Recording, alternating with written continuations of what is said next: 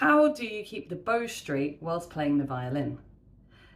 So this video is going to be a tutorial teaching you the mechanics of the bow arm and how to ensure that your bow moves parallel with the bridge and not in a circular motion. I will also provide you with an exercise that you can do. It doesn't matter whether you're a complete and total beginner to the violin or whether you've been playing for a while and just want to improve your bow technique. This is an exercise that I do actually come back to myself every now and again, because even as an advanced player, sometimes I do need to train myself and the bow.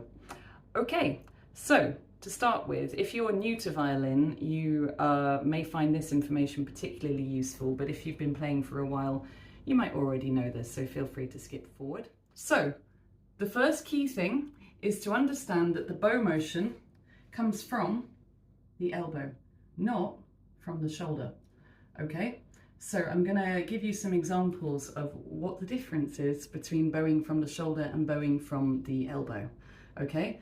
So when we bow from the elbow, we move this way. If we were to bow from the shoulder, we'd be moving this way. So you may already be able to see that my hand is moving in a circular motion when I move from the shoulder. So this is the most common mistake that people make when bowing, is to move from the shoulder joint and not the elbow. This is what happens if we do that. Okay, does that look familiar? Right, so then if it does, you're moving from the shoulder joint, okay? So our shoulder should only move up and down, not in a rotational movement. Why do we move it up and down? To change string. So if I want to play the G string, then my shoulder is very high, and conversely, if I want to play the E string, then I drop the shoulder and I drop the elbow. So the elbow moves up in the air for the lowest string, the G string, and then when I come back down to the E string, as you can see there, my shoulder and my elbow are lower down. So today we're going to be playing the D string, mainly because I have a low ceiling here, and this isn't the greatest place to play violin, but it is a good place to film. If you don't know how to hold the bow, at this point you should watch my bow lesson 1 tutorial, which I'm going to copy below, a link to that. And if you do, then great, pick up your bow, let's go, okay? So, this exercise can be done with a beginner bow hold or a proper bow hold, let's just call it that. So when we move from the elbow, try this, put your right finger inside the middle of the elbow joint, inside the joint, and now I want you to try bowing, and just keep the finger there, because that will remind you to move from the elbow, okay? If you could do both of these at the same time, you won't be able to do this if you can't hold your violin with no hands. If you can't hold your violin with no hands, then your shoulder rest is in the wrong position, or your chin rest, or it means that you are not understanding the mechanics of how to hold the violin. So you should watch my video on choosing and fitting a shoulder rest, which I'll put below, if you can't do this, okay? This is key. If you can't do this, then you need to be able to do this. If you have to hold on to the violin for it to drop, then you need a professional to look at you. You can email me and book an online lesson whilst I still have availability. Or you can go to a teacher, or you can watch the video and try and figure it out yourself, okay? So, without further ado, the next stage of this is going to be putting your finger inside the elbow joint and try to bow them.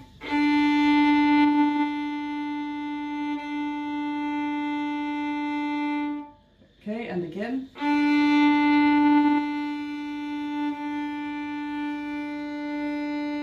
Good.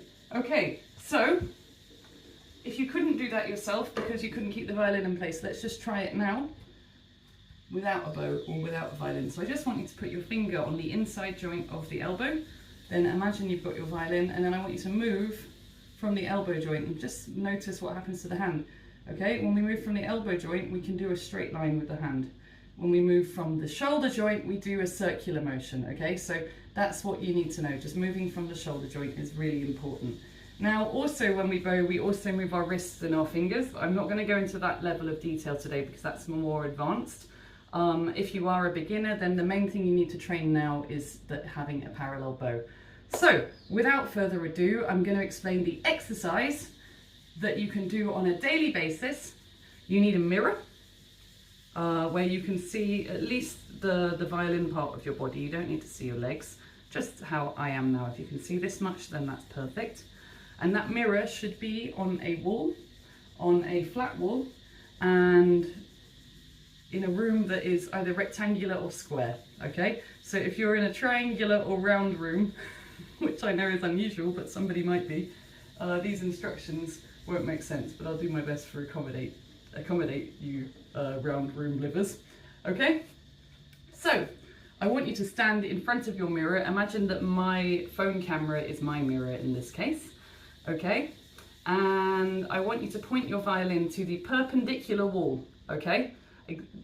Directly towards the perpendicular wall.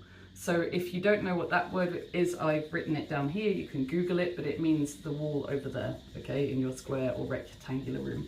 So my violin is facing directly towards that wall. Now I want to look in the mirror whilst keeping the violin facing towards that wall. So if I look in the mirror and turn around and my violin moves, I'm not doing this correctly. So often it can be good to have somebody watching you whilst you do this to make sure that your violin doesn't creep around, okay? Now, if we're doing it correctly, we should be able to see the bridge side on, like that, you know, the bridge of the violin is this little wooden bit here, and not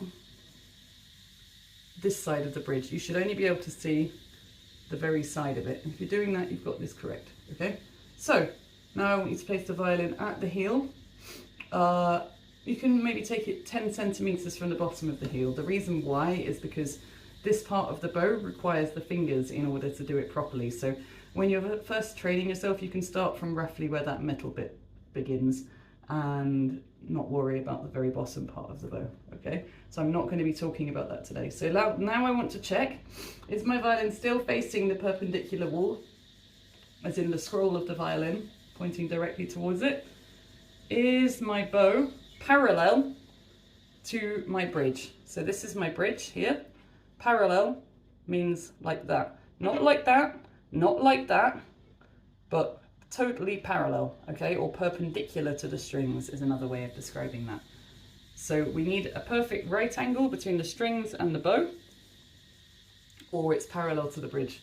Once we've got that set up, okay, check that we're pointing towards the perpendicular wall again.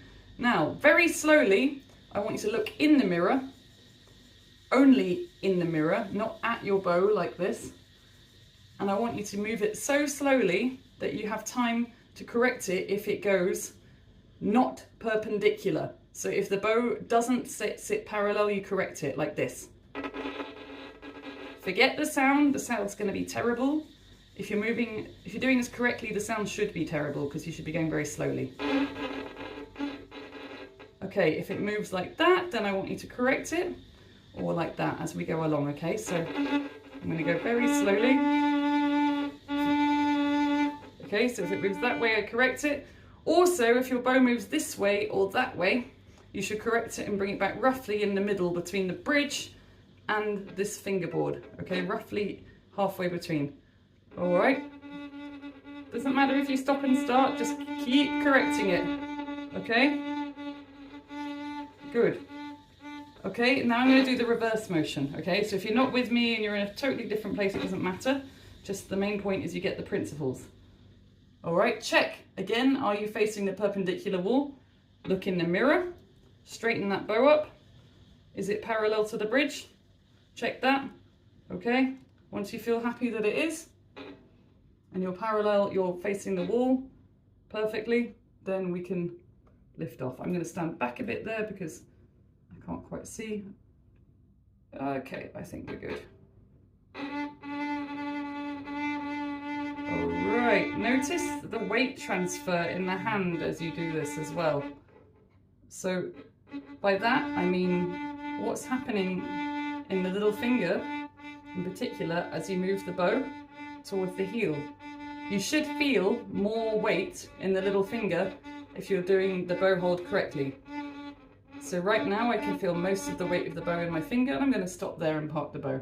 Okay, then I'm going to check, am I perpendicular to the strings? Is my violin facing the perpendicular wall to the mirror? And then I can go again. Okay, looking at the bow is not the thing here. Don't look at the bow. If you look at the bow, you won't be able to see if it's parallel, because the angle at which you look at the bow renders a illusion of dimensions which isn't reliable. You need to look in the mirror. Okay, and then back again.